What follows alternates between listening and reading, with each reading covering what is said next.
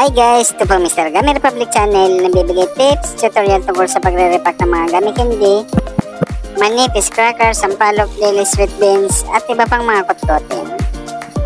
Guys, ang re-repackin natin ngayon, gummy bar. Ito guys, ang ating mga, itong malaki guys, 20 pesos yan. At saka itong mga nasa karton, dyan natin sinasabit ang mga tagpa 5 pesos na ating nire-repack guys. Itong mayroong mga alambre, 20 pesos na sabit. Magkakadikit lang yan guys dito sa ating pang 5 peso. Yan yung mga karton na ating pagsasabitan. Yan wala ng mga lamang guys kasi nabilihan na yan. At saka, ang gagawin natin dyan, lilinisin lang yan, tatanggalin ang mga stapler na lagay dyan. Pagkatapos dyan din natin ilalagay ang ating mga nire-repack guys. Kailangan hindi yan puputulin ng ating mga customer yung mga karton na yan para pagsasabitan pa yan ng ating mga nire-repack ng mga paninda. Ito na guys ang ating re-repackin itong gummy bar. Ang gagamitin natin ditong plastic 5x7 21 pieces na gummy bar para sa 20 pesos. Kailangan guys, depende na yan sa laki ng mga bottle ng gummy bar kasi meron itong maliit. Itong nire-repack ko malaki ang kanyang bottle ng gummy bar, kaya ang ginagawa ko 21 peraso na gummy bar lang para sa 20 pesos. At saka bibilangin muna natin yan bago natin i-sealed guys, para pwede naman natin yan bawasan or dagdagan depende sa gusto nating kita or tubo sa ating nire-repack. Ang kilo nito ngayong August 2024, 116 pesos. Ang topping 5 kilograms or isang bag na yan na 2 kilo at kalahati ay nagkakalaga ng 290 pesos presyong Divisoria, Manila. Guys, kailangan lang bibilasan natin ating pagre-repack nitong mga gummy bar or kahit anong mga nire-repack natin para mas makintab ang kanyang mga hitsura. At saka kailangan lang yung plastic na pagbabalutan natin, kailangan yung hindi kusot para mas makintab ang kanyang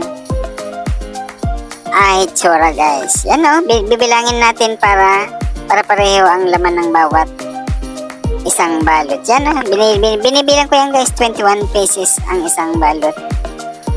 Ayan, gagamit lang tayo ng mga gloves para mabilis natin mere-repack ng mga ganitong kot-kotin. Kahit nagtatrabaho tayo, pwede natin gawin itong mga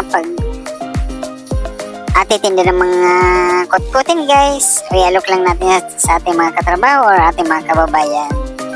O kung nasa mga bahay lang tayo, pwede rin natin to gawin guys.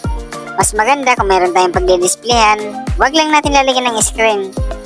Ayan lang natin na naka-open siya at saka kitang-kita sa labas ng ating mga kababayan.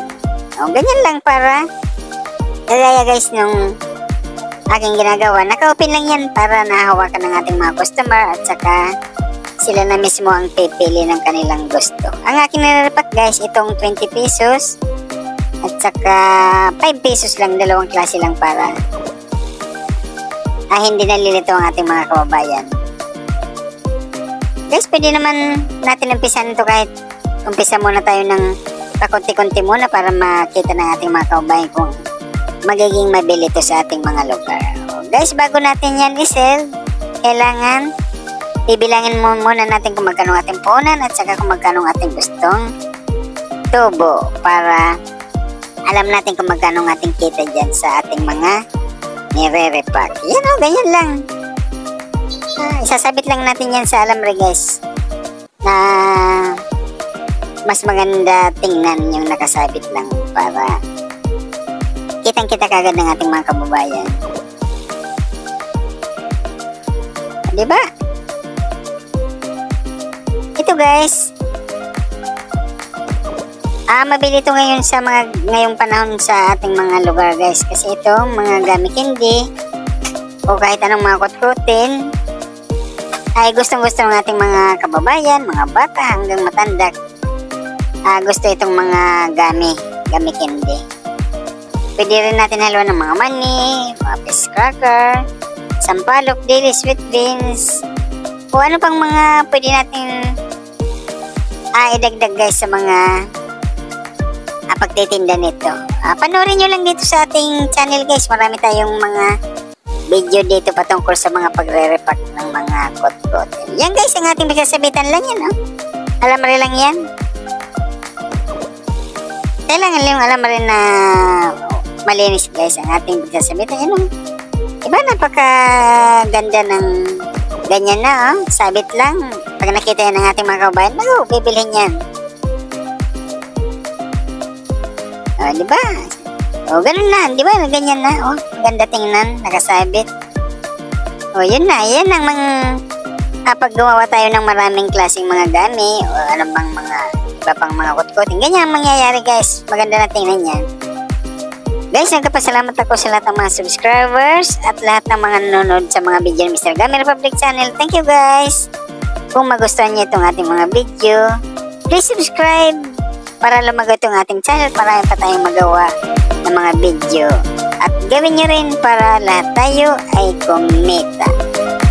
Thank you guys! Bye!